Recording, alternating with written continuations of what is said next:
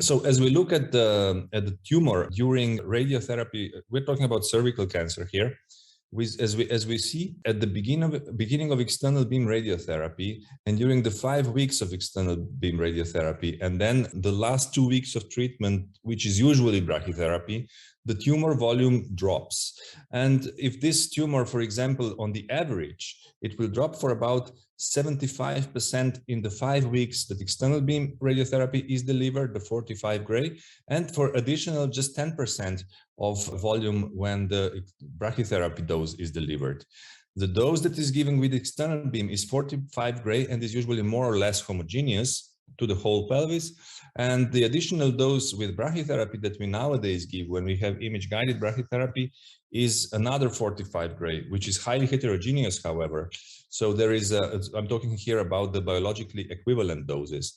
It's highly heterogeneous dose. There are hot spots in the middle and relatively cold spots at the periphery. So that's why this last week deserves a lot of scrutiny, a lot of detailed assessment when we are doing the treatment planning. Adaptive brachytherapy means that we perform an adaptive application so that we insert applicators where they are needed into the cervix, but also sometimes, as you will remember from my talk on the applicators, also sometimes into the parametria, for example, as we see here, where we inserted 3 needles. Then we typically perform imaging.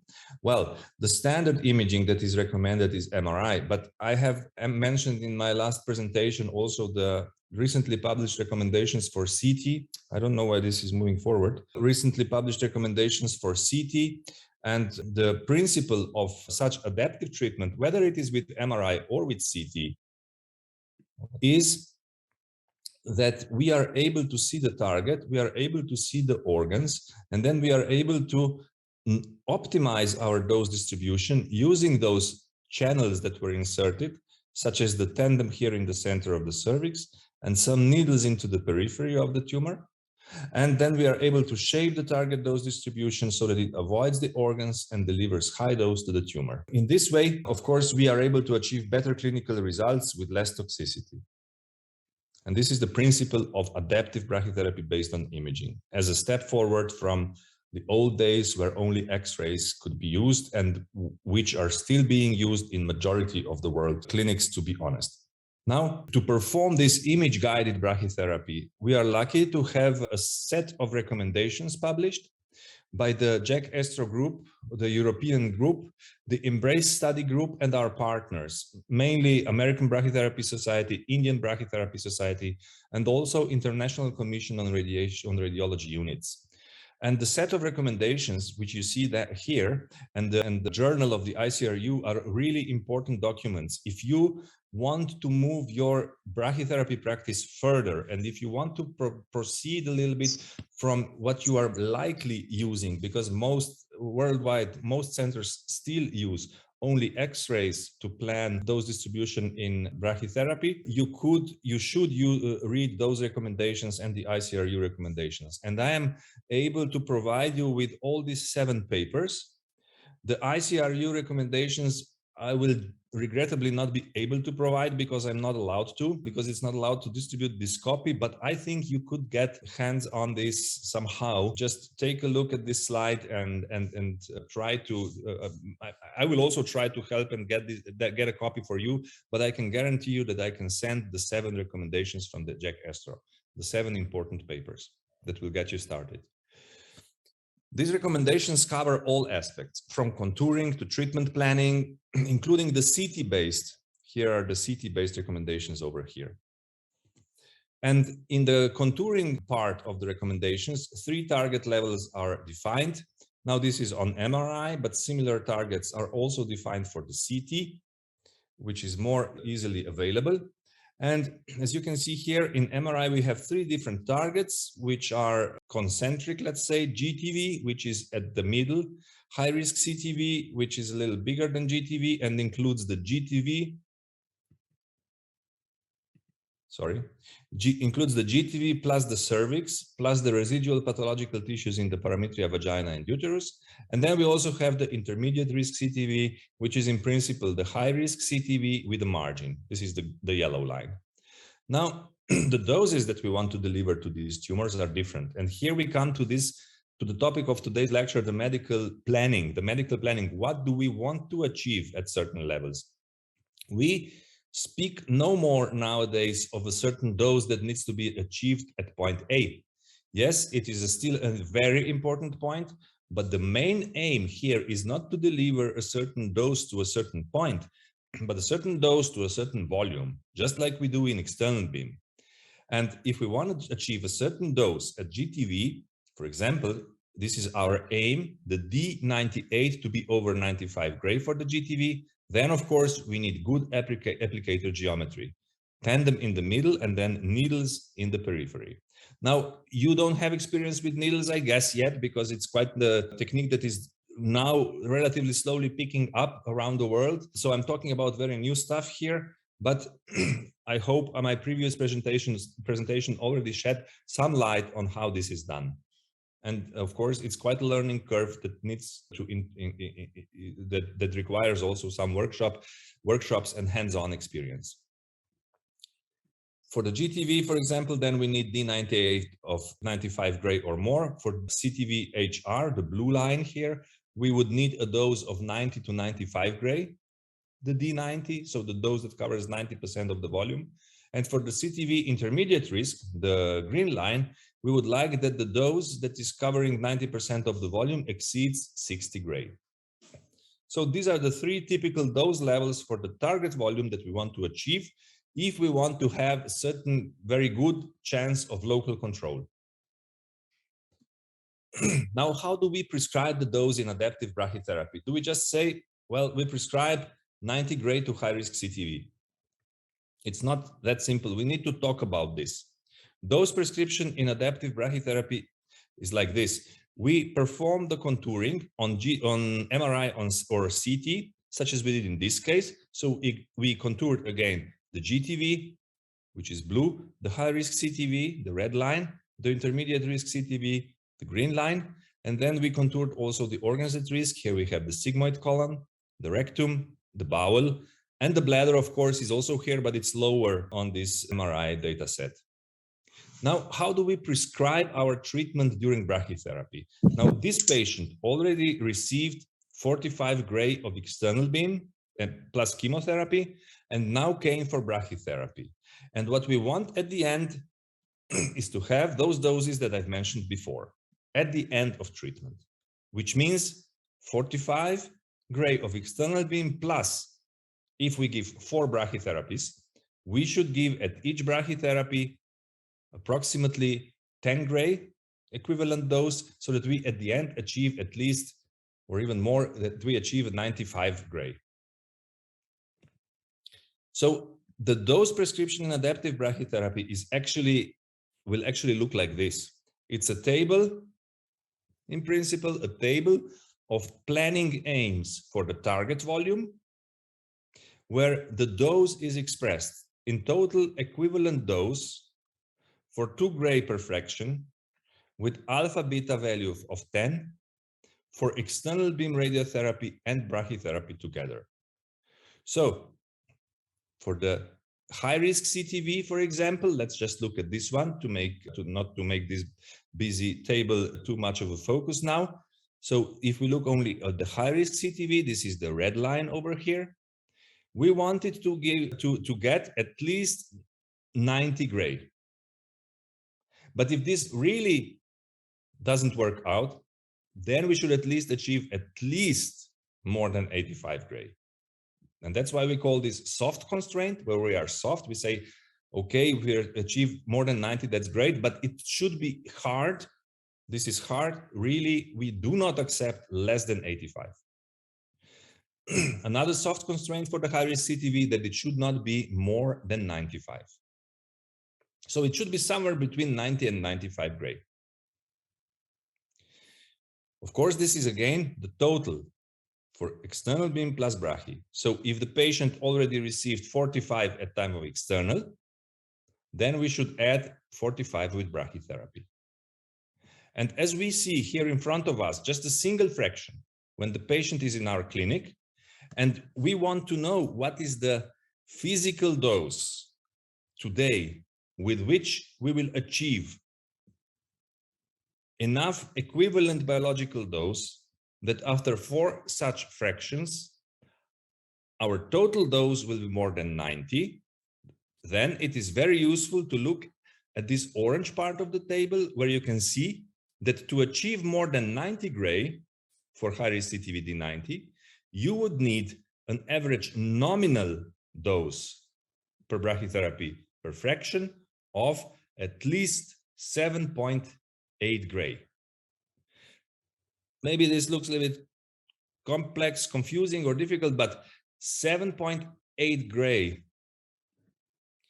4 times, if you convert it with alpha beta value of 10 using the linear quadratic model, you will achieve 45 gray.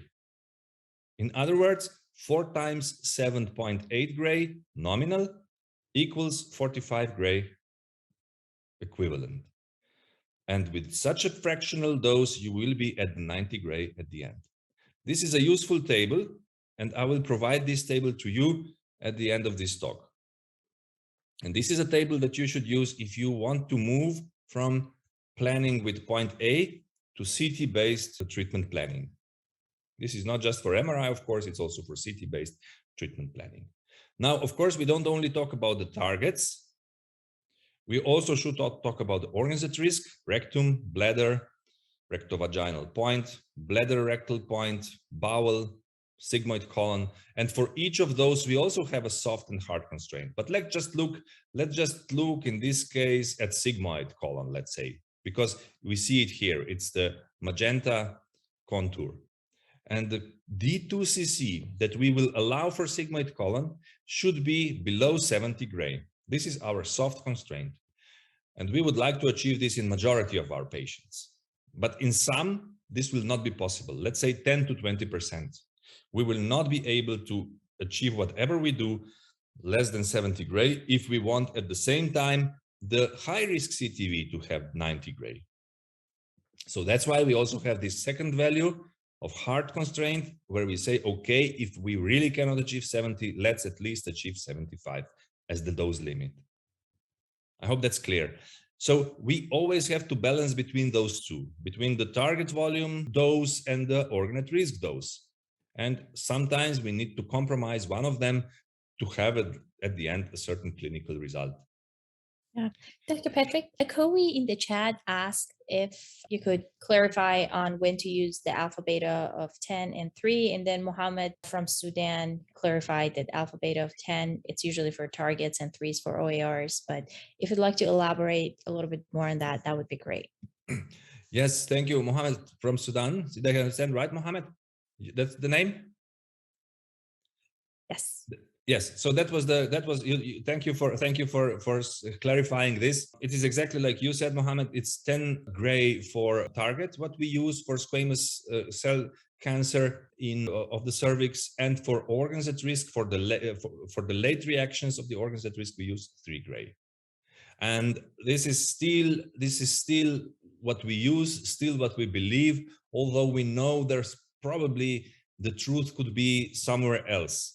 But for now, we have no better values to use. With more data, when we do some more studies, when we collect patients and see how the organs and the tumors really behave, then we may modify those values. But for now, it's good to remember 10 gray for the target, 3 gray for the organs at risk, and for any organ at risk. For the target, however, it is likely that squamous has a value of 10, but maybe adenocarcinoma has a lower alpha beta value. Nevertheless, we still use 10 for both. So it's a very good question, because we are not so sure which values to give, but we need to give something. And the best guess so far, based on the data that we have, is 10 and 3. I hope that's clear. And I hope this table also is clear. Of course, I cannot go through everything here, but I think this clarifies it, right? So in the yellow, you have the total equivalent doses that you want to achieve. And in orange, you have the nominal doses for one fraction that you want to achieve.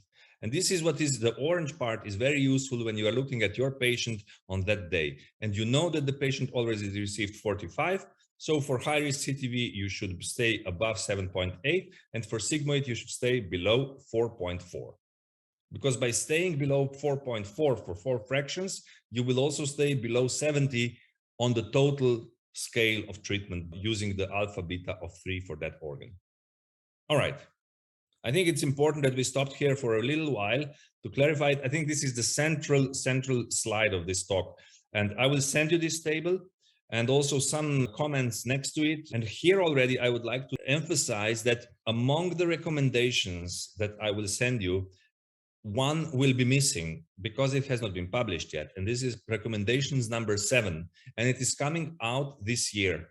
And we can stay in touch. I can communicate with RCC once this come out, or RCC, you can also share it. Maybe you can also pay attention to that, and all participants as well. There will be 7 sets of recommendations where we will describe all the treatment planning aspects together with our within our JACAS network.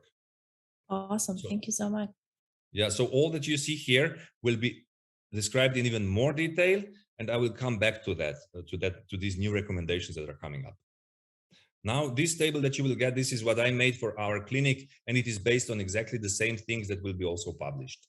So it's valid. It is the Embrace standard, Embrace study standard. So this is something you should go and try to aim for if you go for 3D image guided brachytherapy. Now we go forward. Now, what we saw here are planning aims. Be careful about that. This is an aim and this is a constraint. This is an aim and this is a constraint. So when we talk about our treatment, we often say, when we, let's say, meet in a conference and we talk and we say, how much do you prescribe for cervix? And I would say 4 times 7. You would say 2 times 9. Somebody will say 3 times 8, whatever. So these are all this is how we talk, but it's actually completely inaccurate because it doesn't say much.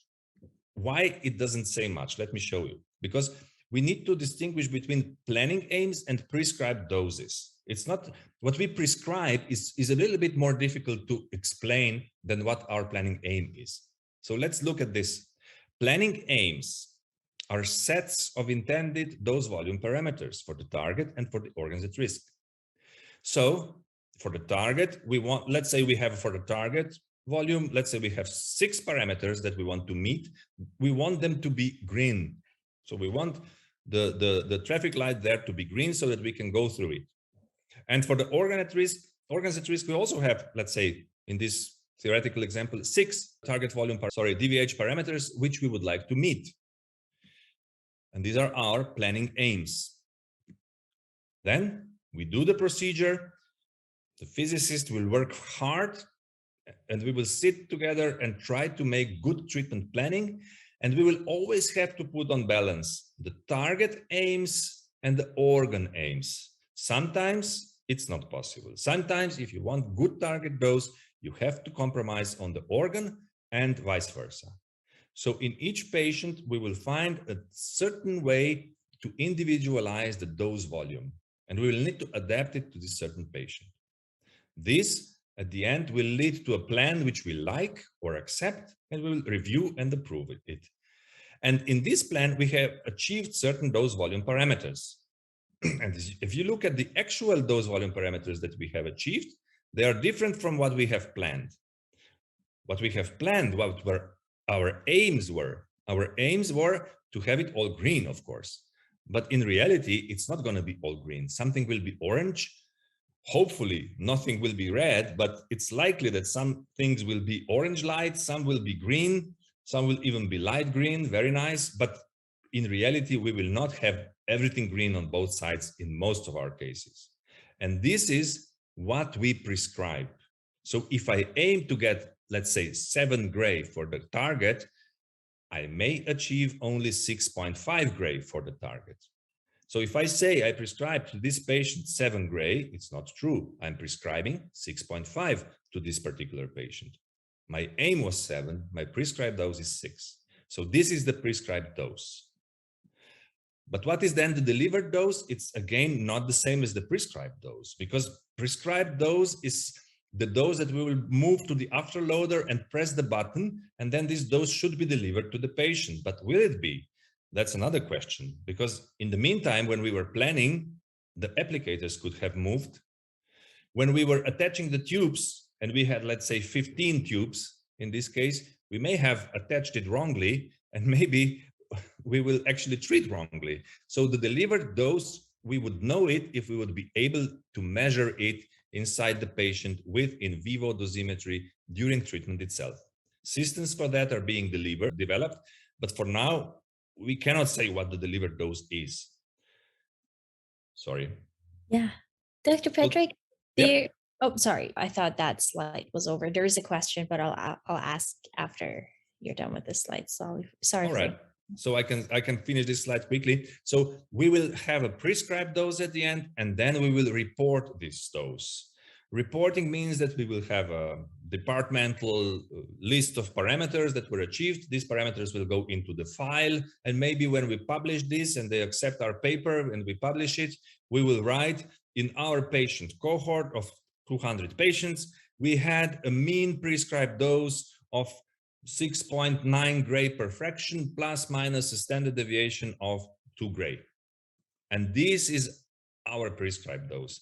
And it is very unlikely that our prescribed dose will be the same as the planning aim. So it is actually, majority of the papers will start, in our practice, we prescribe 4 times 7 gray in brachytherapy. And this is not true, because they prescribe this, they prescribe something else actually. They should say our planning aim was to prescribe 4 times 7, and our actual prescribed dose is 4 times 6.8 plus minus. I think that's a very important distinction between planning aim, prescribed dose, and delivered dose that we should always keep in mind, and then our life will be much easier once we start treatment planning, and it avoids a lot of confusion. Yes, Sherry.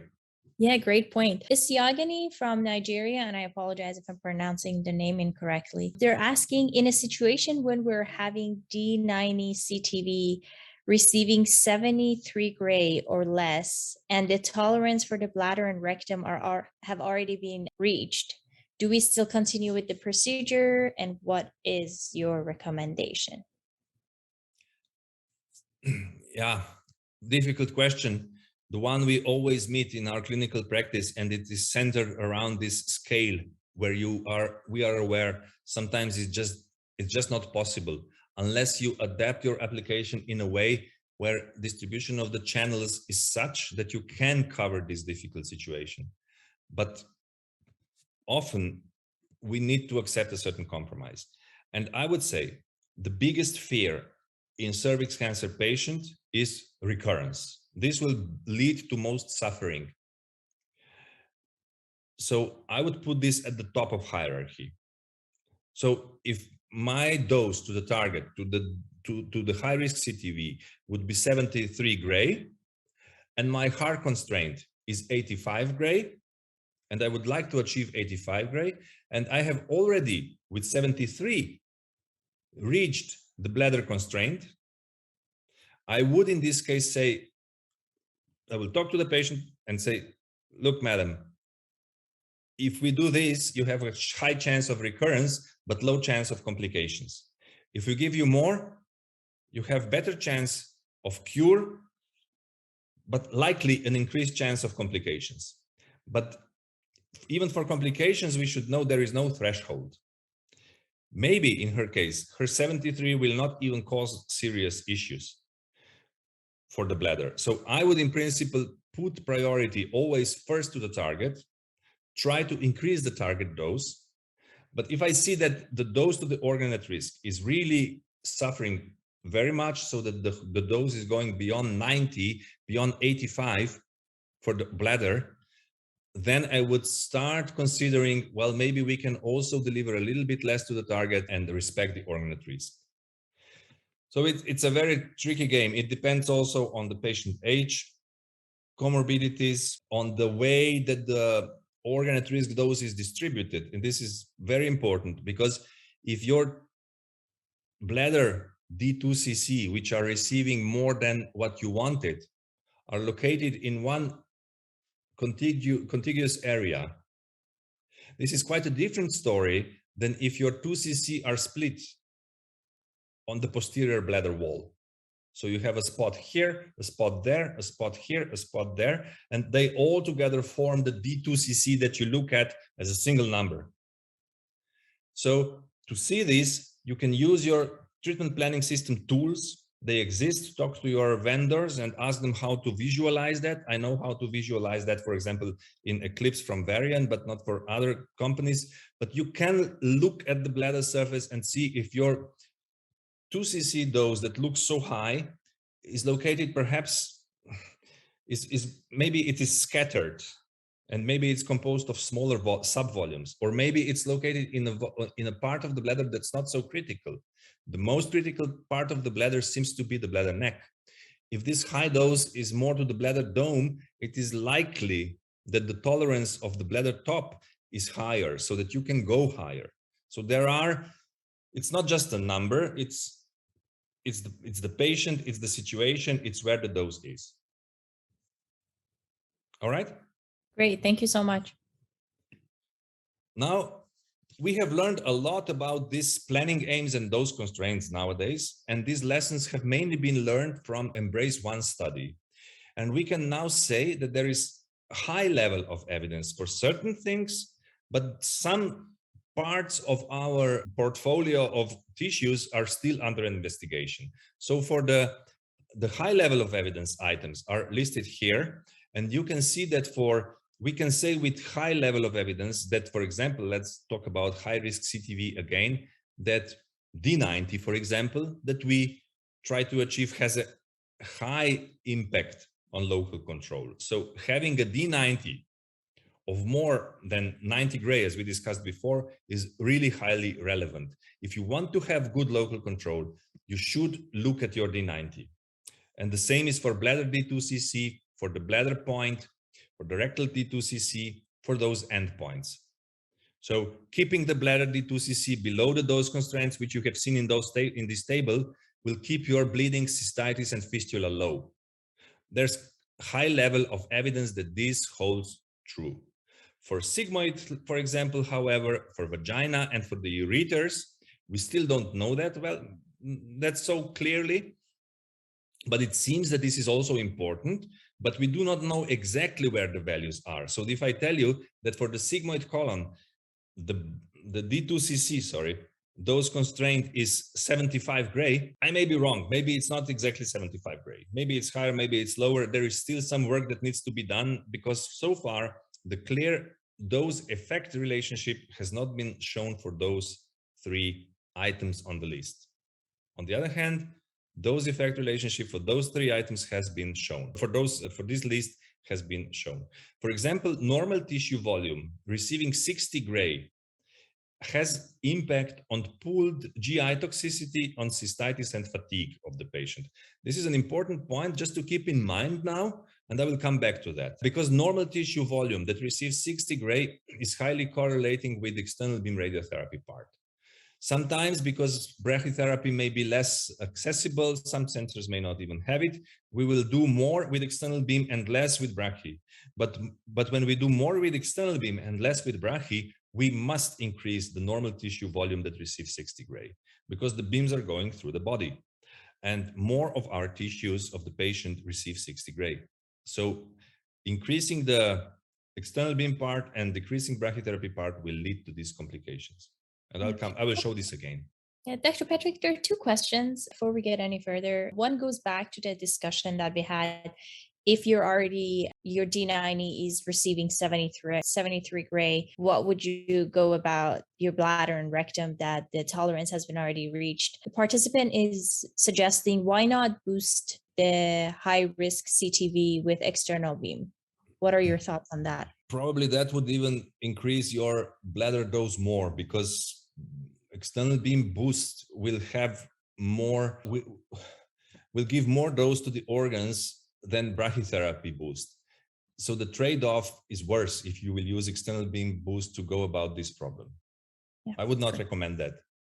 The advantage of brachytherapy is exactly that the gradient is steep, so that you give more to the center and less to the tissues that are a bit more farther away. And if the applicator is in the center of the tumor, of course, it's better than if the source of the radiation is outside the body. Great, thank you so much. Oh, sorry, did you have something to add or? No. Okay, so Nicholas from Cameroon is asking, during treatment planning, what is a good indicator to know that the OAR dose has been pushed as hard as possible? Yeah. Well, it's a complicated question because it's so many moving parts that we are looking at during treatment planning. I wouldn't, there is no, I don't think there is one good indicator that would tell you I have pushed this plan far enough, because with experience you will always learn that you can push it more. Of course, there is a certain plateau somewhere, and you will know once you are on that plateau. And at that point, you will see that also you don't need this point that will tell you once you've if you pushed it far enough or not. So it's really, I cannot answer the question with one value. It's a good question, but I cannot answer it with one value. I would say the best indicator that you have pushed, well, no, I can't give you one answer. Fair enough. Thank you. Okay, I've talked about the recommendations that are coming. This is work in progress. And the table that I've shown before with all those values for the organs and the targets and so on are gonna come up in these recommendations, and they will be a little bit more elaborated in these recommendations, because I've mentioned that already. Aims are not dichotomous. What does that mean? It does not mean that if you have, let's say, for sigmoid colon that you have, or for rectum, let's say now, that you have below 70, 0 complications, above 70 complications. Of course, it's not like that. It means that it's a continuum. So by increasing the dose, you increase the probability and severity of complications. So if you don't achieve 70, okay, go maybe a bit higher, go to 75. This doesn't mean that you will definitely now all of a sudden plunge into a catastrophe. You will just increase the chances of complications a bit. By increasing it more, you will increase these chances even more, and so on.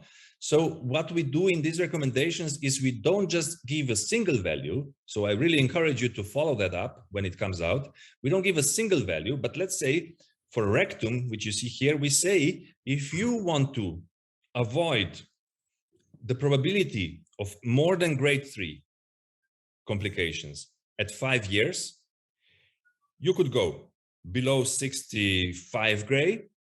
With that case, you would be at 10% of grade 3 or more.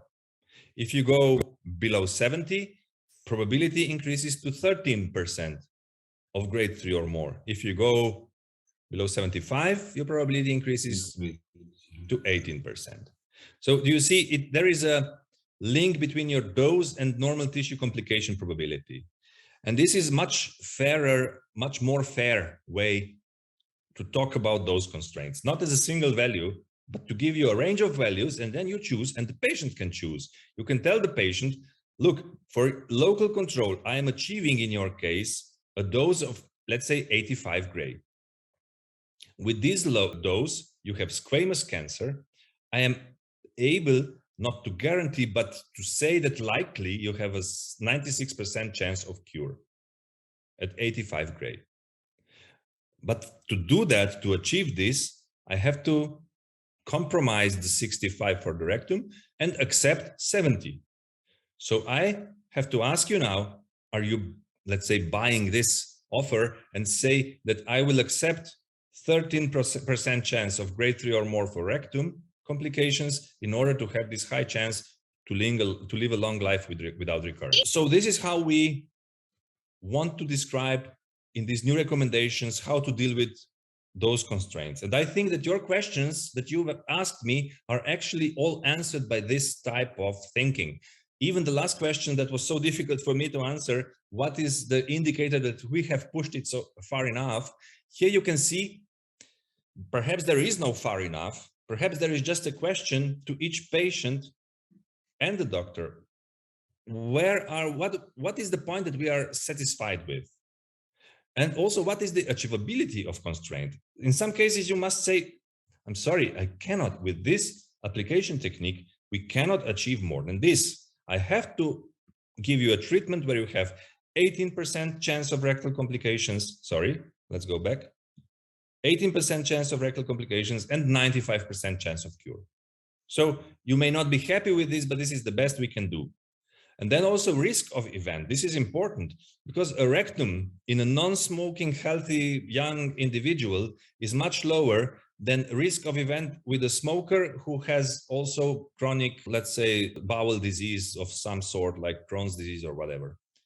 And also a consequence of event is important. Perhaps for a teacher that has to stay in front of the classroom for 1 hour and talk, a cystitis is really a catastrophic event because they will need to go out every couple of minutes to urinate. So consequences may be different for him. This is for her than for another patient. So I mean that's a bit of a strange example perhaps, but just to give us certain context. Or for example, is it really so bad? Is it really so bad to have proctitis and bleeding if you leave? Or would we accept to die just to avoid, or to accept a local recurrence just to avoid bleeding? Because bleeding can nowadays be stopped with laser coagulation, or even fistula of the small bowel can be solved with a relatively simple surgery. So the consequences of event also need to be discussed. Or a vaginal fistula for an elderly lady, or complete vaginal closure for an elderly lady is completely different than complete vaginal stenosis for a young sexually active patient. So we need to keep all these things in mind, and I think that these recommendations will address them. Another thing that I would like to point out when we discuss those things, these are numbers. They're not dichotomous, they are very complex, depend on achievability, risk, and consequence of event. But not only that, they're just numbers. Treatment is actually 4D. Treatment is delivering the dose to 3-dimensional volume in the 4th dimension, which is time. And we know if we prolong the treatment beyond 50 days, the chances of cure also fall considerably. So if you give even 90 gray, but you give it in a year, over a period of 1 year, it's not going to cure the patient. So it's a 4D event, the treatment. But then we take the DVH and try to describe our treatment with a DVH curve. We immediately lose 2 dimensions by looking at DVH curve. But we don't only do that, we even then reduce the DVH curve, which is 2D, to a single point, a DVH parameter. This is a single dimensional point. It's one number. It's, let's say, 70 gray.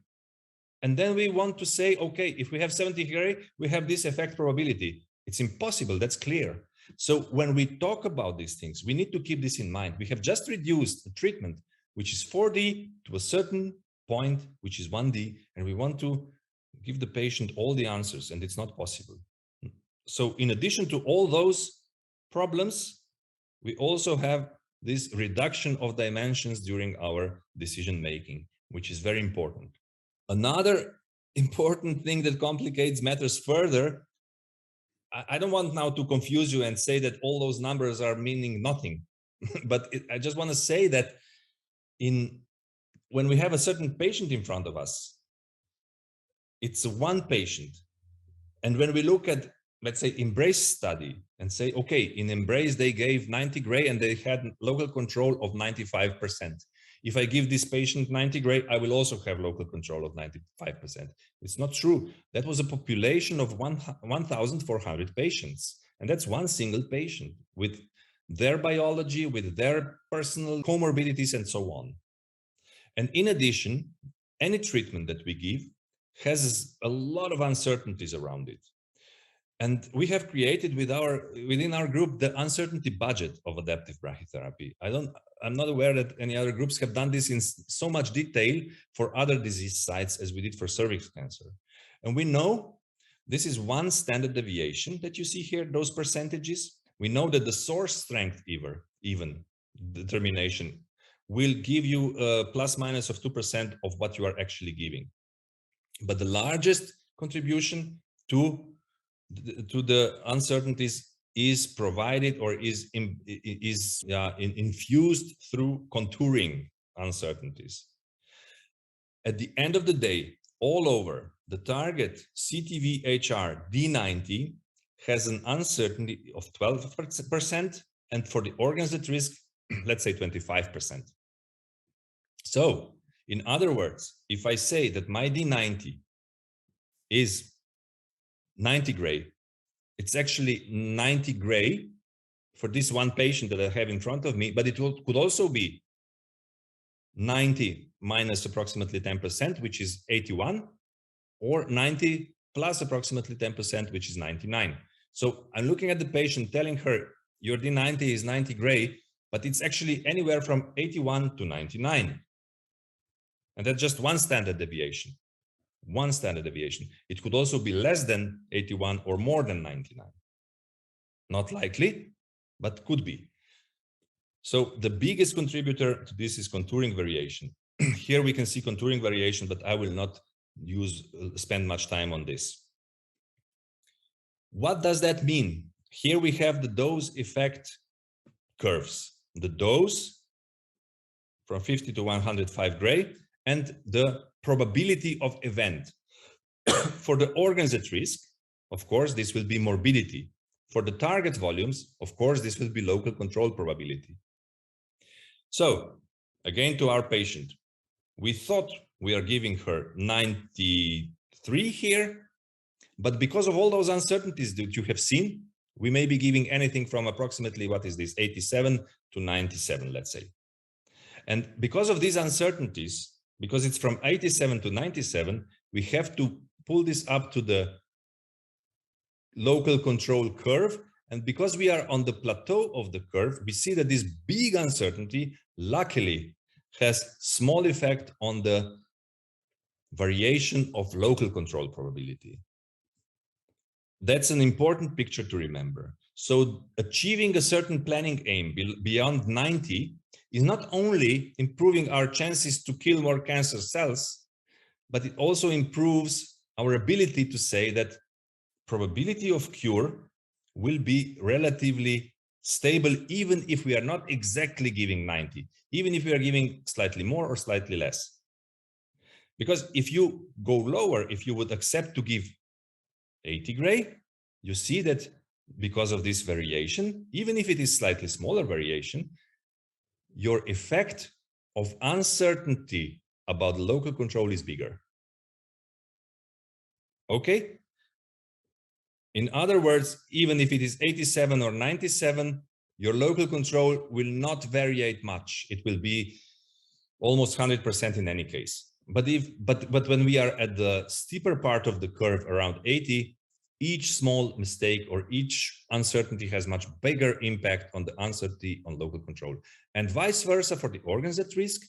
So keeping the dose below 60 for the rectum, for example, makes it less likely to give complications to the patient, but it also makes us assess much better the probability of morbidity, because the variation in the lower parts of the curve, dosimetric variations, have lower impact on variability of morbidity than if we produce these variations in the steeper part of the curve. I hope that's clear. And it's always good to keep it in mind when you look at the number that you have in front of you. So when you get a 70, it's not a 70, it could be, it's 70 plus minus something. Keep in mind the external beam to radiotherapy balance. I will here show two examples. Let me just look at the watch. It's okay. Two examples, external beam plus brachytherapy. So this is completely made up example. And I made these drawings by hand. This is not an actual DVH parameter. But the external beam radiotherapy DVH curve typically has such a flat shape, and the brachytherapy curve has a more steep shape. And both treatments together are presented here with the red line, which is the sum of both treatments. And this is the equivalent dose that we show, equivalent already. So calculated using the linear quadratic model and alpha beta value of 10 for the target and 3 for the organs at risk. Here we are looking at the dose volume histogram, let's say for the rectum. It's one of the organs at risk, and the alpha beta value was 3. In this case, our D2cc for this rectal patient was 70 gray. Yeah, and that's great. So this is the 2cc, and this is the EQD2. So D2CC is 70 gray. Perfect. We sign this plan off. It looks like a good plan from the rectal perspective. And V60 gray to the rectum, so volume receiving 60 gray of the rectum is 10 cubic centimeters. And this is a number we don't normally look at. But if you look at this another example, where we increased the external beam contribution and decreased the brachytherapy contribution, and I have spoken about this before, you see now the brachytherapy curve is less pronounced than in first example, and the external beam curve gives much more contribution. And if you look at the sum, it has a completely different shape. But if you look at the D2CC, it's exactly the same. It's again 70 gray. So in this case, if we would only look at one point at 70 gray, we would say, nice, let's sign this off. But we need to keep in mind that V60 has also increased from 10 to 50 cubic centimeters. And we know from the EMBRACE data that normal tissue volume at 60 gray, as I have presented before in this black table, increases the probability, it has impact on probability of cystitis, GI morbidity, and fatigue. So this plan is much worse than this plan. The plan on the right is much worse than the plan on the left. I will skip this. And I think this part is also not that crucial, but maybe we need to stop over here. But I showed this, I think, already at my presentation on applicators, that adaptive brachytherapy works. These are results from mono-institutional studies. So with keeping all these uncertainties in mind, even saying that we see a number and we cannot completely believe it. We see it's 70 gray, but we know it should be anything from 60 to 80, in fact. Even with these uncertainties in mind, we have good results. And this is what counts. This is what is important. Local control in mono-institutional results from 2000 to 2015, let's say, was 80 to 95%. Overall, for all stages, overall survival was excellent and severe morbidity was low. So even with all those uncertainties, I don't want to come out of this talk as very negative about everything, because it's not negative, it's super positive. With all those uncertainties, the local control and morbidity are great.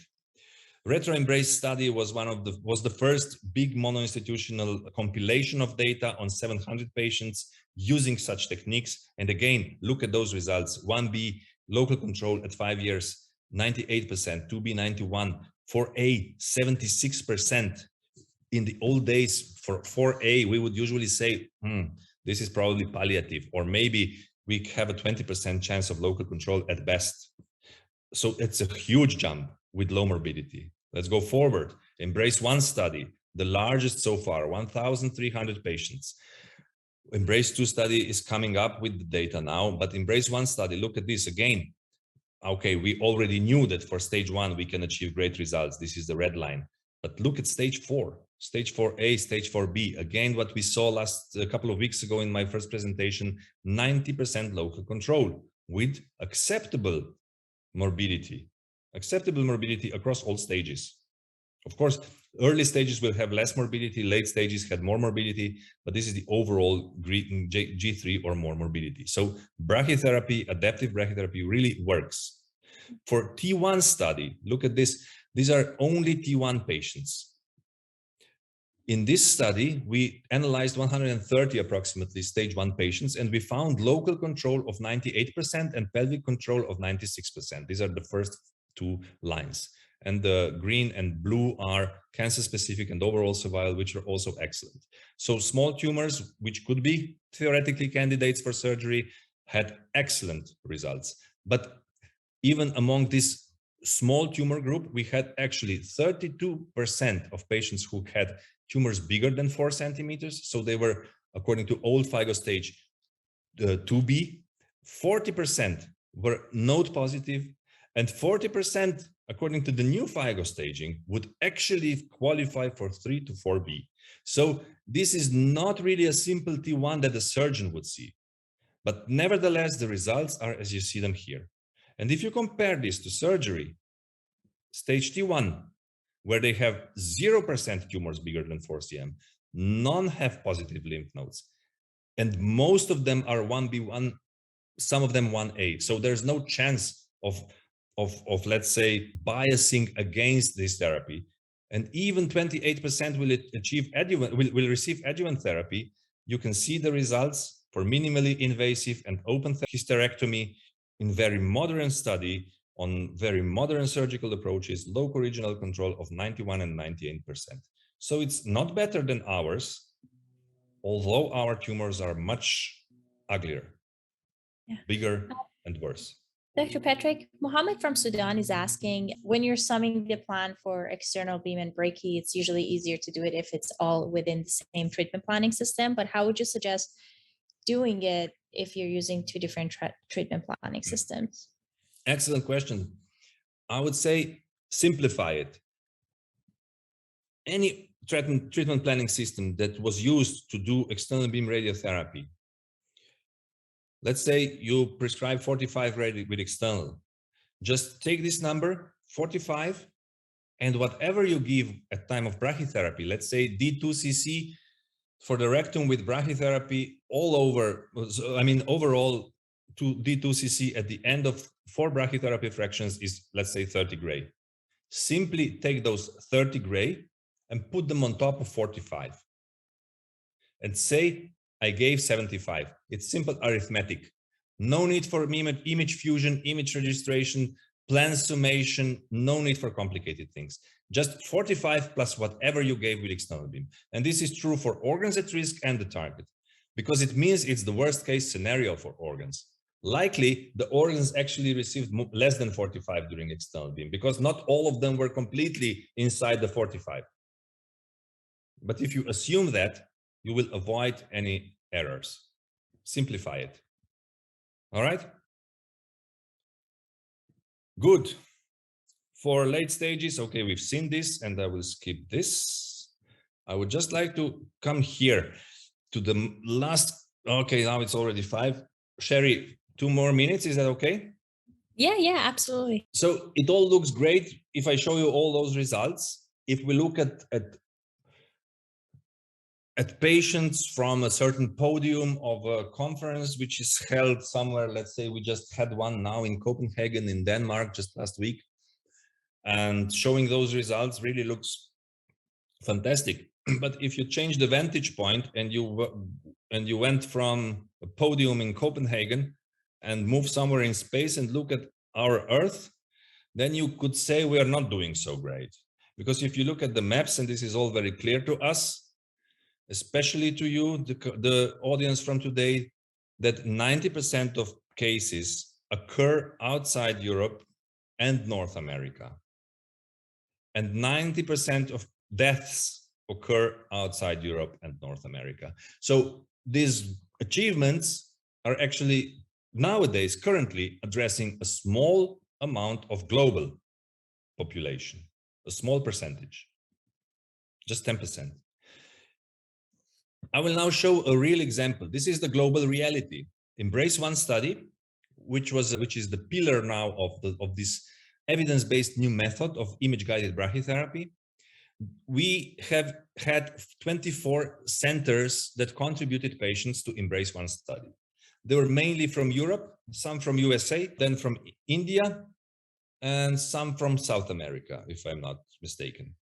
I will compare these 24 centers that included in EMBRACE-1 study with a low to middle income country, which I will name X, but it's a real country.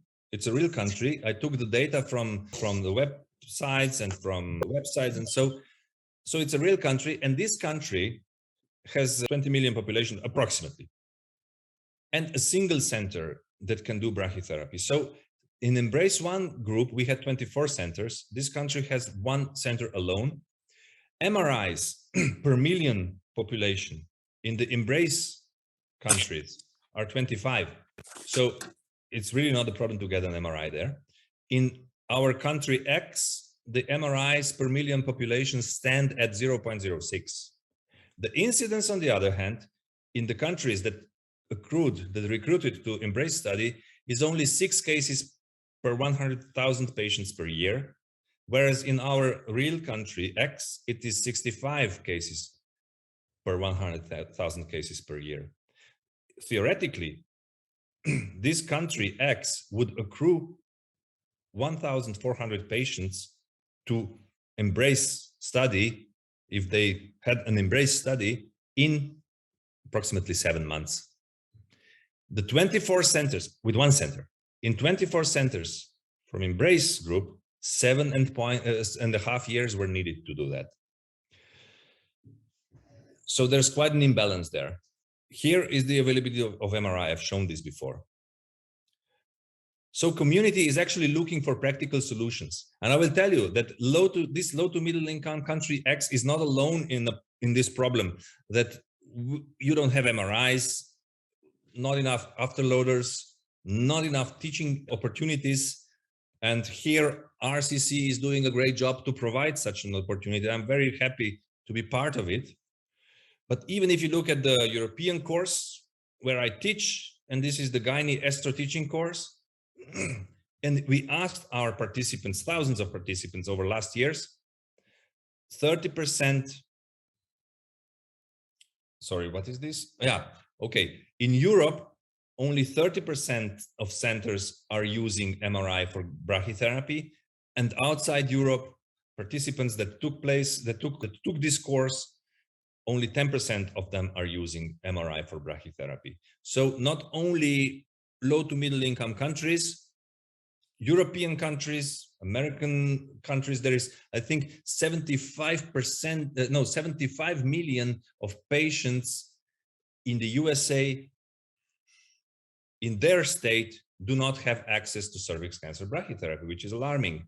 So community is looking for practical solutions. What you've seen so far is based on MRI.